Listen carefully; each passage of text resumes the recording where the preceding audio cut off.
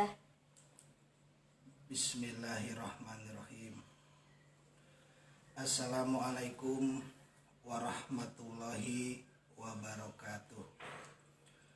Alhamdulillahirabbil alamin wa binasta'in wa ala umuri waddin wassalatu wassalamu asrofil anbiya'i wal mursalin wa ala alihi wasahbihi azmain. Allahumma shalli ala sayyidina Muhammadin wa ala ali sayyidina Muhammadin azmain, amma ba'du. Puja puji syukur kita panjatkan kehadirat Allah Subhanahu wa taala yang mana malam hari ini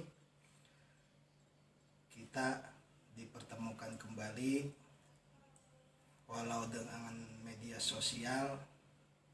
Kita diberi nikmat dipertemukan oleh Allah untuk silaturahmi, untuk mendengarkan kajian-kajian, diberikan kita nikmat sehat, nikmat iman, dan insya Allah kajian-kajian yang selama ini saya berikan bermanfaat bagi sahabat-sahabat saya di media sosial. Salawat serta salam kita panjatkan kehadirat baginda Nabi Sayyidina Muhammad Sallallahu Alaihi Wasallam, tercurah juga buat keluarganya, buat sahabatnya, dan kita sebagai umatnya. Semoga kita insya Allah kelak mendapatkan syafaat dari baginda Sayyidina Muhammad Sallallahu Alaihi Wasallam. Yang saya hormati sahabat-sahabat saya, tuan-tuan guru di media sosial, para ustadz, para ahli kebatinan, para ahli ilmu rajah. Karena kajian hari ini, malam ini, yaitu kaidah kaifiyat pembuatan azimah atau tamimah, atau yang sering kita sebut wafak atau rajah. Saya di sini bukan bermaksud ingin menggurui para sesepuh, bukan bermaksud ingin menyombongkan diri atau merasa lebih jago dari yang lain.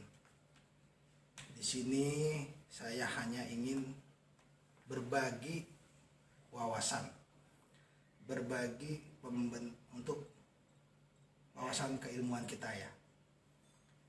Jadi mohon maaf untuk sahabat-sahabat saya kalau ada salah-salah kata, mohon dikoreksi. Dan semoga kajian ini bisa menambah wawasan bagi sahabat semua dalam apa sih itu azimat atau rajah. Di sini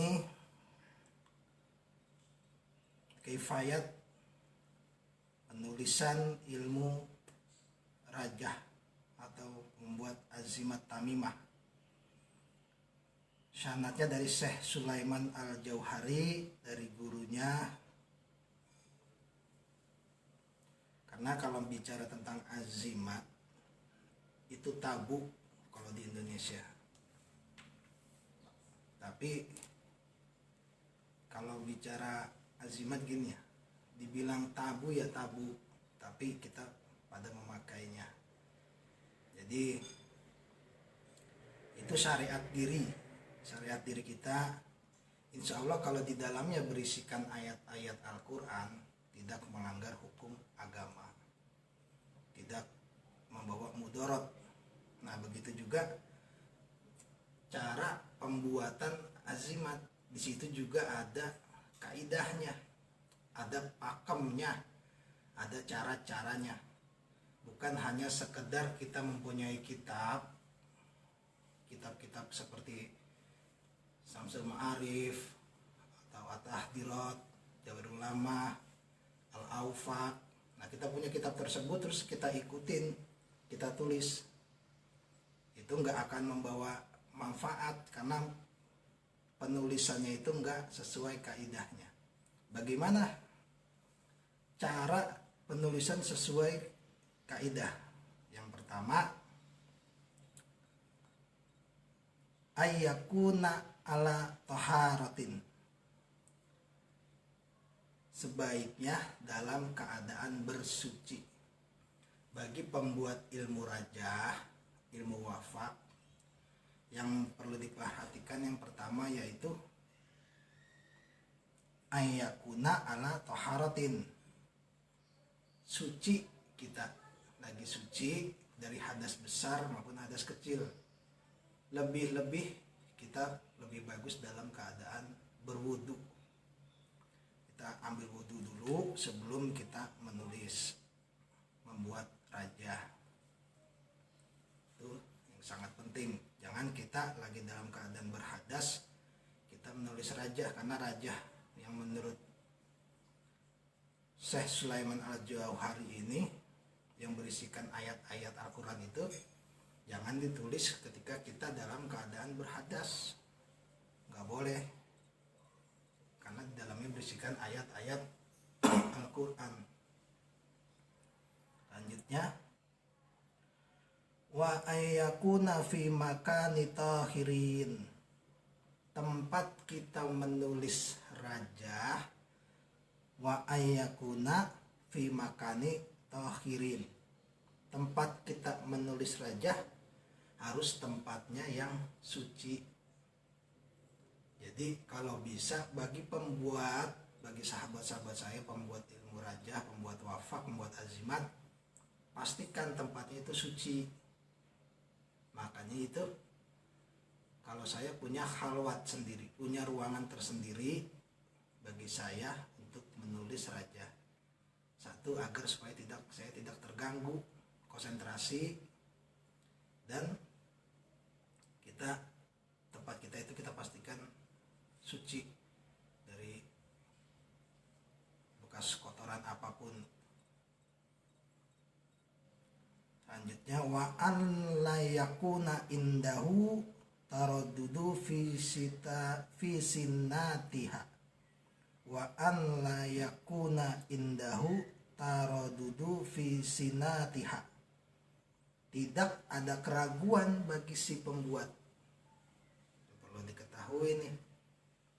Jadi kita sebagai pembuat rajah jangan sekali-kali kita ragu sama apa yang kita buat gitu. Tidak ada keraguan bagi si pembuat. Tidak ada keraguan tuh maupun khasiatnya jangan kita raguin saat kita menulis. Jadi energi badan sangat berpengaruh sama apa yang kita tulis. Contohnya begini, di saat kita sedang sakit jangan kita menulis rajah.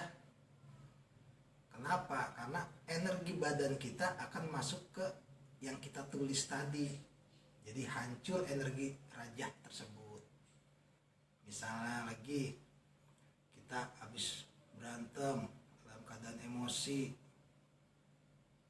dalam keadaan emosi lanjut kita membuat rajah, yang harusnya rajah itu buat pengasihan itu bisa jadi rajah emosian nanti kita bawanya, karena kita menulisnya lagi dalam keadaan emosi. Kita habis kesel, habis kita habis kesel lah, habis ditilang misalnya, pulang membuat raja kan hati lagi kesel, itu energi badan lagi nggak bagus. Kita menulis raja, energi badan kita itu ngikut ke raja yang kita tulis, yang harusnya buat pengasihan jadi buat keganasan. Waduh, ya jangan. Itu perlu diketahui ya bagi pembuat itu. Mungkin di sebagian sahabat-sahabat saya di Facebook ini ada beberapa yang mungkin gak paham, ada mungkin yang belum. Inilah fungsinya ada penjelasan seperti ini. Dan harus yakin, kita sebagai pembuat harus yakin akan khasiatnya, akan tulisan kita. Kalau kita nggak yakin ya kita jangan ngebuat, kasihan.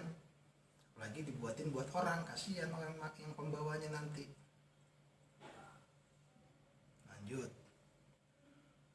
wa an la yaksida bi kitabatiha tajribataha. Wa an la yaksida, jangan ada bertujuan bi kitabiha tajribataha. Ini begini maksudnya, jangan ada bertujuan untuk pengetesan. Tajribataha bertujuan untuk mengetes azimat tersebut. Misalnya azimat itu ditulis azimat ayatul hirsi yang kemarin saya bahas, yaitu azimat suatu azimat kekebalan atau azimat keselamatan. Nah, mentang-mentang di situ tertera, ditulis, dites. Ya kodratnya kalau pisau sama kulit ya kalah, kulit robek. Tapi insya Allah jika dalam keadaan kondisi kita terdesak atau kita disakiti orang, insya Allah kita nggak luka, nggak berdarah. Azimat akan bekerja di situ. Azimat itu bekerja dengan caranya sendiri, bukan atas perintah kita, bukan atas imajinasi kita. Dia punya cara bekerja sendiri. Jadi ketika kita sudah memakai azimat, udah kita jalanin aja hidup seperti biasa. Jadi jalin aja hidup udah seperti biasa, biarkan azimat itu bekerja dengan caranya. Jangan dites, jangan wa'an la yaksida bi kitabatiha tajribataha, jangan ada bertujuan mengetes, biarkan azimat itu bekerja dengan caranya sendiri. Karena banyak orang juga yang ini bisa dites gak, bisa dites gak, nggak boleh. Kita syariat itu kita tetap ada Allah yang mempunyai kehendak. Walaupun di situ kita tulis sudah ayat-ayat, misalnya ayat-ayat mahabbah, ayat-ayat kita tulis suatu ayat kekebalan atau keselamatan, tetap kita nggak boleh ada yang namanya pengetesan. Yang dikhawatirkan gini, saat dites misalnya berdarah, hilanglah keyakinan di diri kita. Ketika hilang keyakinan di diri kita, kita membuat namanya mental blok gitu ya. Energi nggak berjalan, percuma kita bawa azimat tersebut karena kita udah nggak yakin. Udah energi nggak mandek aja, nggak berjalan itu. Makanya dibawa aja udah dengan yakin, jalani hidup seperti biasa ketika sudah membawanya. Yang selanjutnya, wa an la yatalaffaza bima yaktubu, tidak melafazkan yang kita tulis tadi. Atau ini yang kalau dilafazkan itu seperti yang hijaiyah yang terputus-putus ya. Misalnya bismillahirrahmanirrahim, kita putus-putus kan jadi 19 tuh. Ba, sin, min, alif, lam, ha, alif, lam, ro, mim, alif, lam, ro, ha, ya, mim itu nggak boleh kita ucap gitu.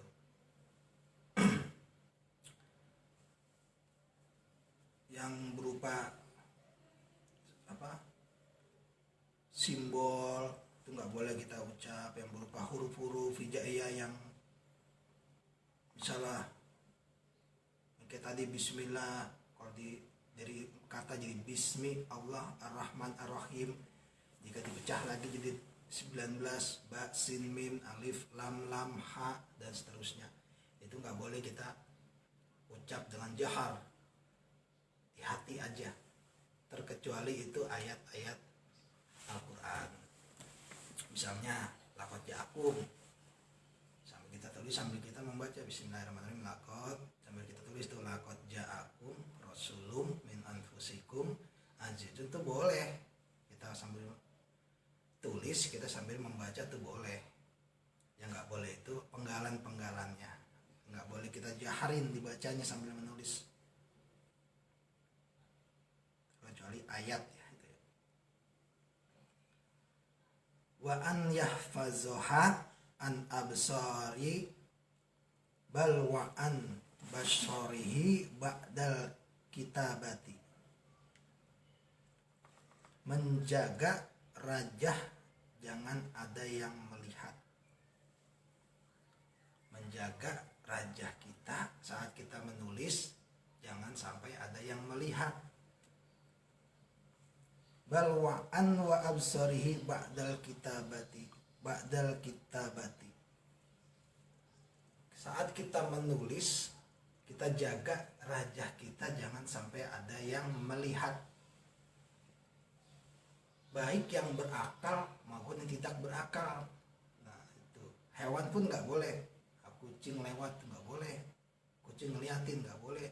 Cicak di atas itu jangan. Makanya saat menulis raja itu, para ahli spiritual hikmah itu dia membakar buhur. Kalau buhur itu kan jangankan binatang, cicak, kita aja pedas mata kalau kena, ya gak? Itu yang membuat mereka itu kayak cicak itu nggak akan memandang rajah kita. Nggak boleh yang kita saat kita menulis rajah itu dilihat oleh yang berakal maupun yang tidak berakal. Yang tidak berakal itu ya binatang. Makanya bagus banget kalau yang si pembuat rajah ini mempunyai khalwat, dia mempunyai kamar khusus. Jadi dia tahu saat nulis raja, pesan dia tuh sama keluarganya jangan diganggu dulu, kunci pintu, pastiin dah kucing gak bisa masuk, cicak juga kita bakar buhur minggir. Kita aja kalau dibakar di buhur mata kita pedes, gila cicak bakar buhur 3 ukur maghribi, Yaman, Maliki, wah udah mantep banget itu, hasilnya mantep ntar. Wa an yahfazoha anisyamsi, dan ketika membuat waman yahfazoha anisyamsi, jangan langsung terkena sinar matahari. Nah itu lagi fungsinya, kita mempunyai kamar sendiri, jadi kita jangan langsung tuh kita ada, karena membuat azimat itu ada jam baik, ada hari baik. Jika jamnya pas jatuhnya jam 1 siang, kita nggak punya kamar sendiri, kamar khalwat membuat raja, kena matahari langsung nggak boleh. Kita menulisnya nggak boleh kena matahari secara langsung. Makanya agar redup bagus kalau dapatnya jamnya malam. Jadi kita pastiin nggak bisa kena sinar matahari langsung. Yang penting yang ini, wa an yakuna qasidan wajhalillahi, si pembuat atau si penulis rajah semata-mata karena Allah Ta'ala. Jadi kita membuat jangan karena diuber-uber waktu, waduh udah dikejar-kejar waktu nih, jangan. Kita mau karena nggak ada keikhlasan di dalamnya. Makanya kalau itu kita bukan bang ada ini nggak saya ambil, bukan kayak dibeli kita di swalayan, kita mau beli ini tinggal pilih, jadi pesan dulu, dibuat dulu. Karena itu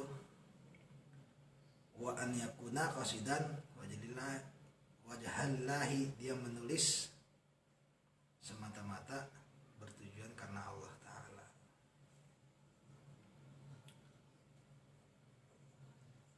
Dan yang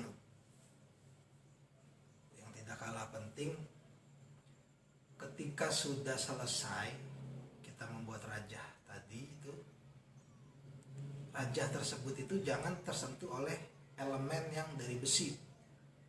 Itu yang sangat penting. Kenapa? Itu bisa mengurangi asror dari rajah, bisa mengurangi khasiat dari rajah tadi. Dan jangan menulis yang dari ujungnya besi seperti pulpen, jangan. Tapi itu kalau yang saya ada tuh produk saya tuh namanya Leontin Al-Hikmah, itu kan dari besi, alatnya juga yang harusnya dari besi. Itu bagaimana? Kalau yang seperti itu ada namanya, saya itu menebus dam. Jadi ada cara-cara tertentu yang memang sudah ada kaidahnya. Yang pertama, besi tersebut atau logam tersebut yang saya gores itu seperti liontin al-hikmah, seperti liontin 6 bulan, itu dia kan logam dari besi, itu besi, katanya nggak boleh dari besi. Jadi sebelum itu menulis, alat goresnya tadi itu saya libatkan suatu ranting, mohon maaf saya tidak sebutkan ranting apa. Saya setelah lilitkan di ranting itu, ada doanya. Doanya itu doa yang saat Nabi Musa di Bukit Tursina. Ya, saya tidak bisa menjabarkan secara keseluruhan, saya mengkhawatirkan menjaga kemurnian ilmu. Bagi yang ingin belajar silakan datang langsung. Tapi kalau untuk di sini saya nggak bisa menjabarkan 100%. Takut ada oknum-oknum yang memanfaatkan kajian ini. Kalau ada yang mau belajar silakan datang langsung. Berapa orang gitu, boleh.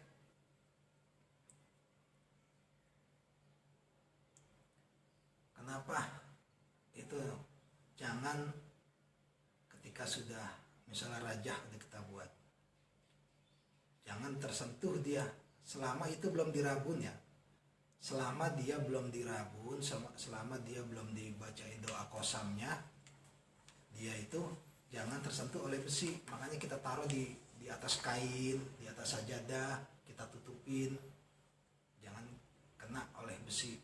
Dan ada itu nama pembacaan doa ruhaniyah, doa pemanggil doa ruhaniyah. Salah satu bait kosam, salah satunya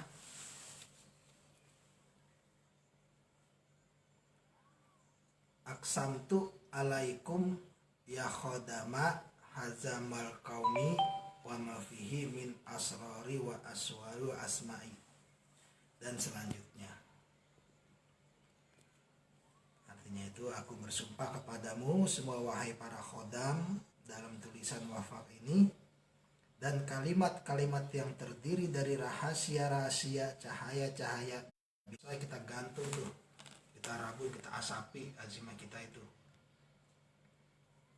Azimah kita asapi, baru kita baca doa kosamnya sampai dia bergerak. Kalau dia sudah bergerak, itu sudah selesai.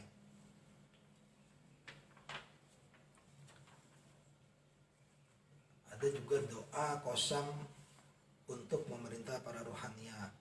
Allahumma sholli ala sayyidina Muhammadin adadan ma fi hadzal marqami hazimati minal asrari wa a'dadi wa asma'i, dan seterusnya.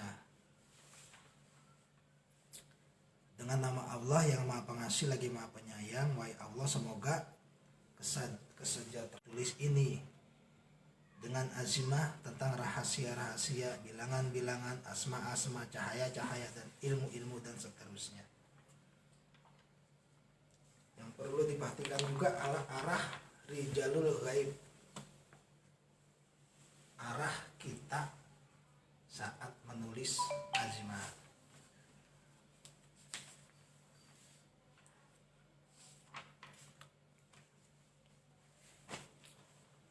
Arah kita itu ya ada hari, kalau kita hitung dia dari kitab Abu Masyar Al-Falaki, hari, jam baik, arah menghadap. Hari ini jatuhnya kita menghadap kemana, jam apa, jam berapa. Ada di Al-Masrik timur, Al-Aisan timur laut, Ashishimal utara, Al-Bayit barat laut, Al-Maghrib barat, Al-Yabrod barat daya, Al-Junub selatan, Al-Bakna tenggara. Faedahnya apa? Faedahnya untuk mengetahui arah rijalul gaib dan meminta pertolongan mereka di saat meminta pertolongan mereka dalam perkara-perkara yang bagus. Berkata Syekh Al-Arif Billah Al-Qutub Wujud Muhimillah Waddin Ibni Araibi At-Hatimiyi At-Tayyil Al-Andalusi sesungguhnya mana kutub adalah Al-Ghaus yang mana bertempat di Mekah Al-Mukarramah, dan bisa juga diartikan sebagai wali ba'dal. Para rijalul gaib itu memerintah dari segala arah untuk kebaikan alam dan teraturnya suatu perkara. Jadi kita saat menulis rajah itu kita harus tahu hari Senin jam sekian, tanggal sekian, menghadapnya ke arah mana kita menulis. Bukan berpatokan kita menghadap kiblat terus, enggak berpatokan gitu. Contohnya di sini rijalul gaib itu berada di arah masyrik pada tanggal 7, 14, 22, 29. Di masyrik apa itu? Masyrik itu timur. Jadi kalau ada di tanggal tersebut kita menghadap ke arah timur saat menulisnya. Rijalul gaibnya itu sedang berada di arah timur saat tanggal 7, 14, 23, 22, 29. Kalau sekarang tanggal berapa? 28. Kalau 28 sekarang 28 itu ada di arah Aisan tanggal 6, 21 dan 28. Aisan itu utara agak ke timur, jatuhnya timur laut. Berarti kita menghadapnya ke arah timur laut. Sini selatan, timur, berarti kita agak ke arah timur laut, agak condong ke arah timur laut. Jadi nggak ke arah timur banget, tapi agak belok dikit, ambil kanan serong dikit, timur laut. Ketika sudah menghadap arah yang bertepatan dengan rijalul gaib, adabnya sebelum kita membuat ini masuknya, ini kajiannya ini sudah masuk materi untuk yang lebih luas lagi nih. Nanti akan ada penjabaran lanjutan nih. Soalnya ini udah lebih dalam lagi nih. Sedikit lagi ya. Kalau kita sudah menghadap ke arah rijalul gaib, kita jangan langsung duduk. Tetap kita berdiri. Tadi itu misalnya sekarang nih tanggal 28, menghadapnya ke timur laut. Kita menghadap tuh ke timur laut. Menghadap ke timur laut. Kita memberi salam. Memberi salam pada rijalul gaib. Bagaimana salamnya kepada rijalul gaib? Assalamualaikum ya rijalul gaib, ya ayuha arwahil muqaddas, agi suni bi aunatin wa nazirani bi nazratin, dan seterusnya. Nanti kajian-kajian ini seperti ini ya. Kompas rijalul gaib. Untuk kajian-kajian seperti ini sudah masuk ke wilayah agak privasi. Kalau saya jabarkan di sini, yaitu takut ada orang yang memanfaatkan kajian ini, jadi dia tidak berijazah, tidak berguru, dia akan membuat aja. Kasihan nanti orang yang membawanya, tidak membawa kesan, khasiatnya tidak berasa, malah membawa mudarat, karena dibuat dengan asal-asalan, dibuat dengan yang ngerihnya itu dia membuat dalam keadaan hadas, tidak membaca yang sesuai di sini, tidak menghadap arah itu, dia buat aja terus dikasih sama pembawanya. Itu bisa membawa mudarat bagi pembawanya, ngerih itu jadi mudarat. Jadi nggak ada kesannya, udah nggak ada, pembawanya nggak ada, sial yang terus yang bawa jadi sial terus. Wah, Itulah makanya bagi sahabat saya di dunia maya pinter-pinter dalam memilih guru yang membuat raja. Lihat dulu tersebut, sholatnya kita selidikin, sholat nggak tuh guru tuh, ngajinya bagaimana, hadirin majelis apa kagak tuh guru tuh, apa diem di rumah tukang mabok apa tukang apa dia ngikut belajar apa nulis raja, dijual lagi jutaan lagi. Wah, mendingan beli di Jatinegara anak banyak yang raja-raja cetakan itu yang 2000-an banyak tuh yang keris-keris kecil. Wah ya, segitu dulu ya kajian dari saya, semoga bermanfaat untuk agar lebih meresap ke hati. Ini didengarkan dengan headset dan dengarkan secara berulang-ulang biar meresap ke hati. Sebelum kita tutup, mari kita berdoa.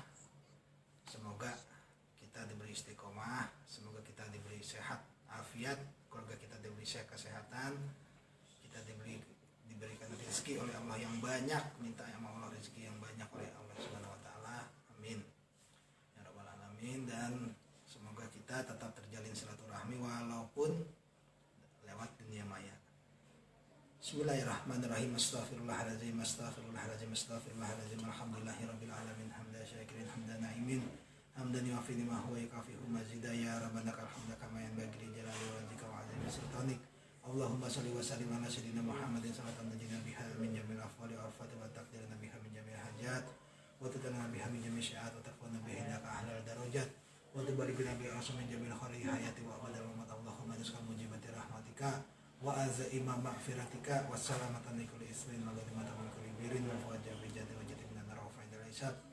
Rabbana la tuzigh qulubana ba'da idh hadaytana wa hab lana min ladunka rahmatan innaka antal wahhab. Rabbana atina fid dunya hasanah wa fil akhirati hasanah wa qina azabannar wa qina azabannar wa qina azabannar. Wa sallallahu ala sayyidina Muhammadin wa ala alihi wasallam.